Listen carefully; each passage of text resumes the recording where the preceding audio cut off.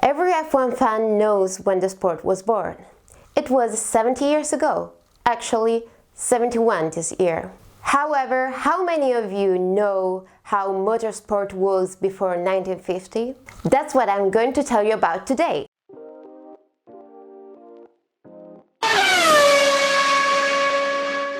Hi, my name is Charlie and I'm a 19-year-old Italian girl who loves Formula 1. In fact, my dream job is to be a sports journalist. That's enough for you to know for now, so let's go back to our video. As I have already told you, I'm a huge fan of this sport. That's why my mom gave me this book last year as a present.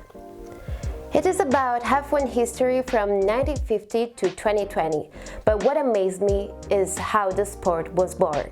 This book, as you might notice, is in Italian, but I'm here to tell you all the things I learned thanks to this masterpiece.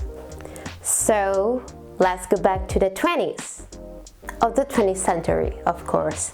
In 1925, 30 years after the first Grand Prix race, AIACR, acronym for International Association of Recognized Clubs, today's FIA, organized the World Manufacturers' Championship, also known as Automobile World Championship.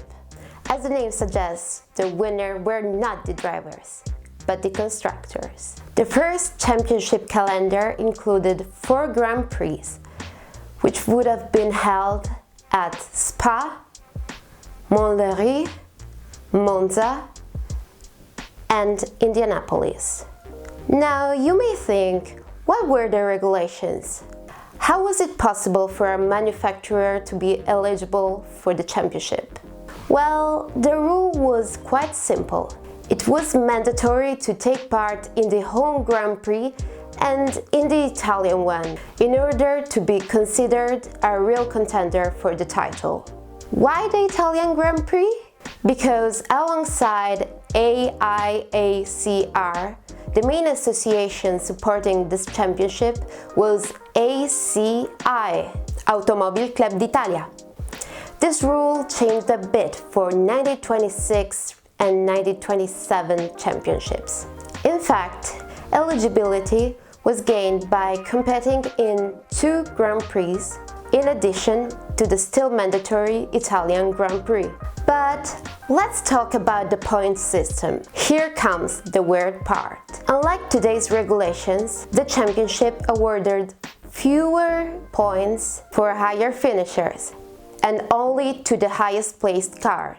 That means that 1 point was awarded to the winner, 2 points to the second, and 3 points to the third. All other finishers were awarded 4 points, non-finishers 5 points, and non-starters 6 points. The third championship has been won by Alfa Romeo with only 13 points, thanks to the wins of Ascari and the Count Gastone Brilli Peri driving the Alfa Romeo P2.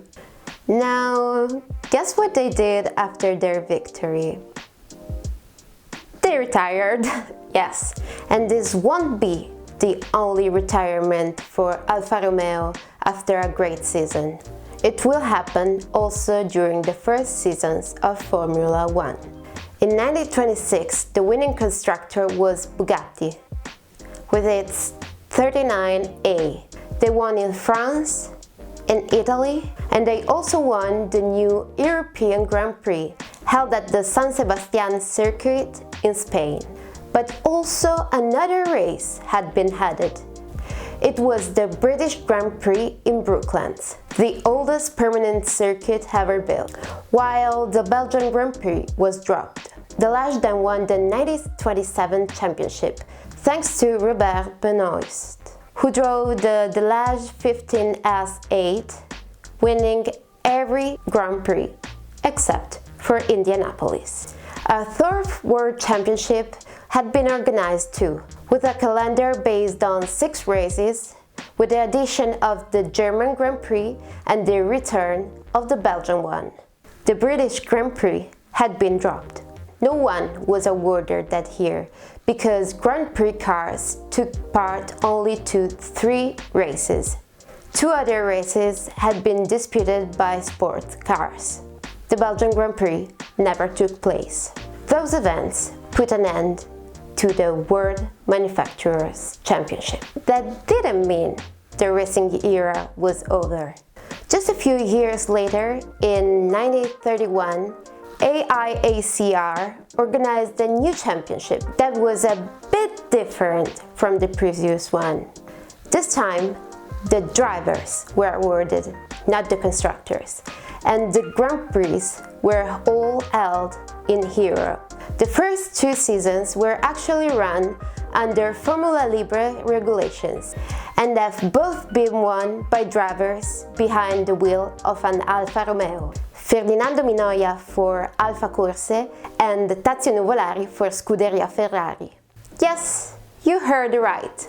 Scuderia Ferrari already existed, but Ferrari was not a constructor yet, so his drivers used Alfa Romeo cars. To be honest, I don't really know what to say about season 1933 and 1934, because they were never held, and I still don't know the reason. So let's jump to 1935, when the German domination began. Regulation changed from a minimum weight of 900 kilograms to a maximum weight of 750 kilograms.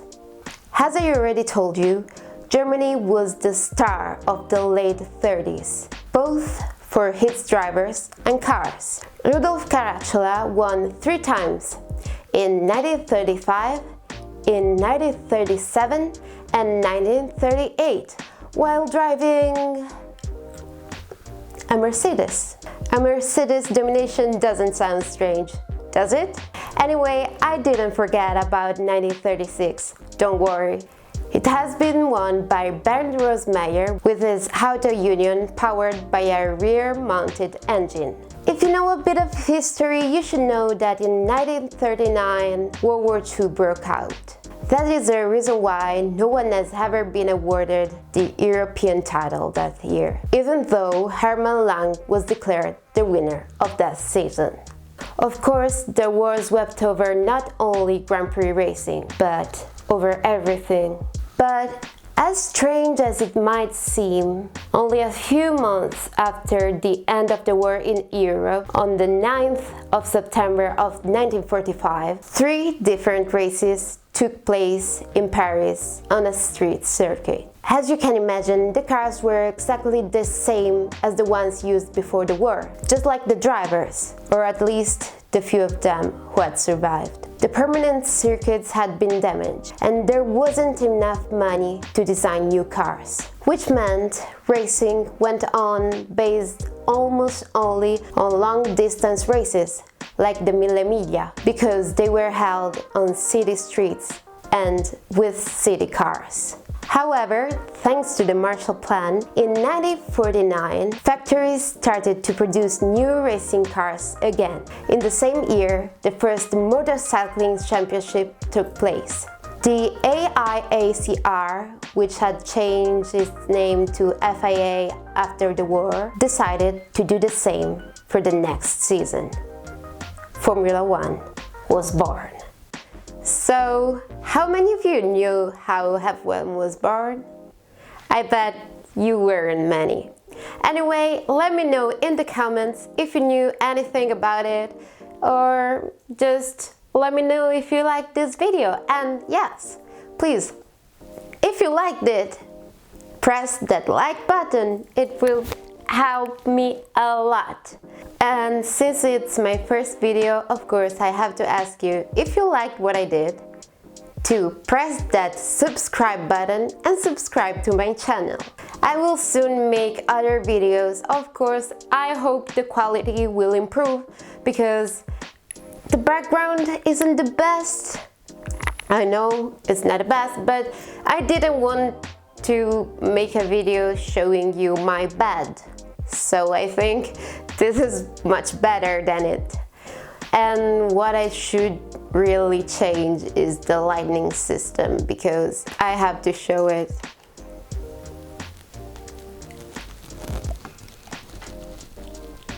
is how the lights are illuminating me. Oh my god, I forgot English completely. Oh my god. So thank you for watching, and I hope to see you soon in a new video. Anyway, I'm so sorry if the video turned out bad. I still don't know how the video turned out, but it's my first video